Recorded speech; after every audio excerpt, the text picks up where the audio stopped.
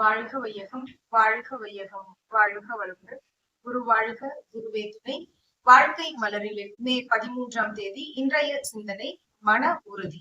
இயற்கையை உணர்ந்து கொள்ளவும் வாழ்க்கையின் உண்மையை உணர்ந்து கொள்ளவும் முடியாமல் நாம் தடுமாறுகிறோம். அமைதியான சீரான வாழ்வை பெற முடியாமல் அல்லுறுகிறோம். ஏன் இந்த நிலை என ஆய்ந்து பார்க்க வேண்டும்.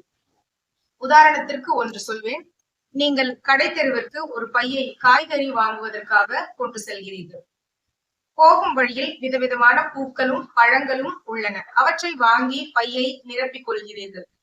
பின்னர் கடைக்கு போய் காய்கறி வாங்கிய பிறகு பார்த்தால் அவற்றை வைக்க பைகளில் இடமில்லை. பையில் ஏற்கனவே நிரப்பி விட்டீர்களே. இப்பொழுது உங்கள் பிரச்சனை என்ன?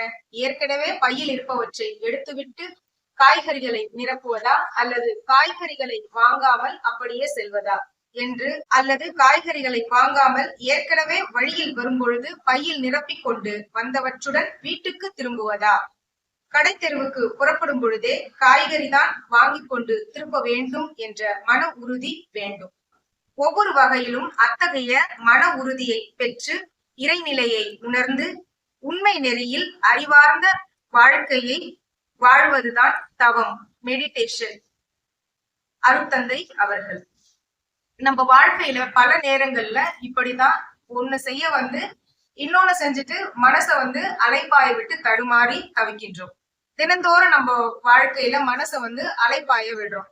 அதனால உடலையும் சரி வாழ்க்கையிலையும் பல சிக்கல்களை நம்ம சந்திச்சுட்டு சரி அந்த கலக்கத்தோட தினந்தோறும் நம்ம நடமாடிக்கிட்டே இருக்கணுமா அப்படின்னா அதுக்கு ஒரு சரியான தீர்வு தான் என்ன அப்படின்னா, மனவளக்கலையில மகிழ்ச்சி அளிக்கின்ற இந்த தவ பயிற்சிகளை நம்ம கற்றுக்கொள்ளும் பொழுது மன உறுதி என்பது நமக்கு தானாகவே வருகிறது.